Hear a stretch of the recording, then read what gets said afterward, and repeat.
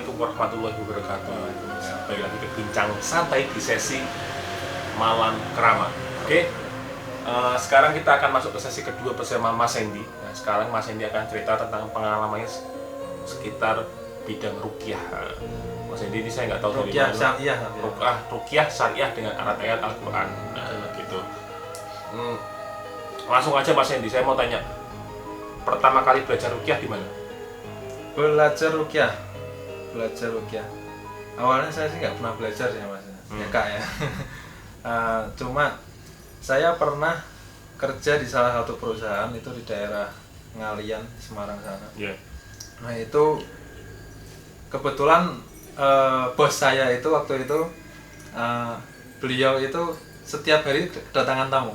Yeah. Tamu entah itu orang yang mau cerai, terus yang anaknya autis, ya pokoknya kasus-kasus kayak gitulah yang ada uangnya hilang.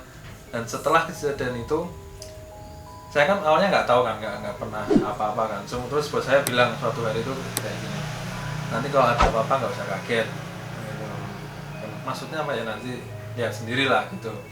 Nah ternyata ya ada salah satu karyawan tuh yang sering jadi mediator misalnya gitu.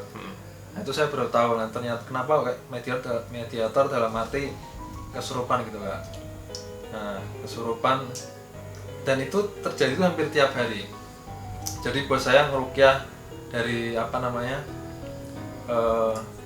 orang ini kerasukan, terus jadi misal ada tamu datang, yang mediatornya orang yang sama ya? Ada dua orang, dan itu cewek semuanya. Mungkin memang saya lebih gampang dirasukan. Lebih gampang ya. Misal ada tamu, mereka mau curhat masalah mau cerai gitu. Mau cerai, terus gimana saya nggak tahu, ini buat saya kayak bisa tahu gitu loh, oh ini ada jinnya gini, terus ditarik lah. Awalnya diruqyah dulu sama bacakan Quran segala macem, terus kayak bisa seperti narik memindahkan energinya itu ke mediatornya itu loh. Nah setelah itu mediatornya itu jinnya diwawancara kenapa kamu ganggu segala macam gini. Nah lama kelamaan tuh saya penasaran gitu, tertarik. Tapi ketika saya pernah nyoba sekali, saya lagi sholat itu, kebetulan saya jadi imam, terus jamaah saya itu ada salah satu mediator itu kan. Nah beliau itu tiba-tiba jatuh kesurupan. Waktu sholat itu? Nah dan nggak ada bos saya posisi itu. Nah saya langsung coba bacain ayat kursi waktu itu, tapi malah diketawain saya. Terus akhirnya bos saya datang dari nggak tahu beli apa gitu di luar, datang akhirnya sembuhin. Nah dari situ kan saya penasaran gitu loh kak, maksudnya ini apa sih sebenarnya, gimana caranya, apa harus ada ilmu khusus atau gimana. Nah akhirnya saya ada beberapa referensi dan juga ada beberapa guru, karena kalau kita belajar suatu ilmu yang buta, nggak ada gurunya, harus ada gurunya. Mungkin boleh kita ada referensi di YouTube kah atau Google atau apa, tapi wajib kita harus punya guru. Dan guru itu harus benar-benar ada yang bimbing lah caranya. Ya, dan utamanya harus punya hubungan nasab keilmuan yang langsung ke Rasulullah seperti itu. Yang mursyid kalau kita bilang. Ya, yang mursyid seperti itu. Ya ada beliau, salah satu guru saya, memberitahukan ke saya seperti itu. Sebenarnya kamu baca apapun itu bisa buat meruqyah. Kamu mau baca cuman Al-Ikhlas, Anas, apapun itu bisa, asalkan hatinya hatinya harus yakin sama Allah Subhanahu Wa Taala dan harus sambung gitu loh istilahnya. Harus nyambung. Ya kok kita walaupun kita baca semua Al-Quran dikatamin, kalau kita nggak yakin percuma. Nah akhirnya ada kejadian kayak gini kak. Kita pernah kan saya juga konsultan politik kan. Kita habis dari perumahan DPR RI di daerah Kalibata, Jakarta kan. Nah buat saya kan habis presentasi segala macam, habis ngomong sama pejabat-pejabat gitu kan, mungkin agak capek ya. Dan juga nggak tahu gimana, kita perjalanan pulang di tol Cipali, kita di rest area itu ada salah satu yang biasa di mediator, tahu-tahu jatuh pingsan lagi. Kita bawa ke mobil, ya jinnya udah ngomong, tapi jinnya ngomongnya bahasa gaul, bahasa gue ya. Jadi kayak apa ya, mereka tuh nggak terima kita masuk ke Tol Cipali itu. bukan tol Cipali ya, Rest area. bukan, ke perumahan DPR RI itu. Iya. Jadi ternyata setelah kita kulik itu di perumahan DPR RI itu banyak sekali yang ganggu karena mereka pemegang kepentingan kan, Iya. mereka yang pengambil keputusan kan, jadi mereka banyak yang bisiin, dalam artian jin itu tadi, jin yang jahat lah. Nah di situ bos saya itu mencoba buat ngerukyah si anak ini, Iya. beliau ini yang kesurupan, tapi nggak bisa. Bahkan sampai bos saya itu emosi, dia emosi sempat sampai mukul si mediator ini, sampai istighfar semua lah waktu itu. Nah saya kan kasihan ini udah hampir 1 jam lebih ini mediator ini nggak bisa sembuh, Masukan. nggak bisa keluar nih isinya kan. Saya ambil wudhu, keluar dari mobil, ambil wudhu, sholat sunnah 2 rakaat. Nah setelah sholat itu saya berdoa sama Allah kan. Saya berdoa, ya Allah, kasihan teman saya ini, saya mohon diberi kemampuan lah, semuanya pasti atas kuasamu, saya mau diberi kemampuan buat menyembuhkan teman saya tadi. Bahkan saya sebelumnya juga sering referensi ya di YouTube segala macam sama guru-guru saya tadi. Kan memang kalau kita baca apapun, kalau orang kerasukan kita sambil jari telunjuk kayak gini, itu ini bagaikan besi panas yang memukul dia. Saya dengan hati yang habis berdoa dan sholat tadi memberanikan diri baca ayat kursi. Nah anehnya si mediator ini ketika saya baru baca, walaupun saya masih ragu waktu itu, bacanya pun masih kayak dalam hati Patah-patah ya. bukan patah-patah, maksudnya kayak apa ya, bisik-bisik gitu. Iya. Kayak bisik-bisik.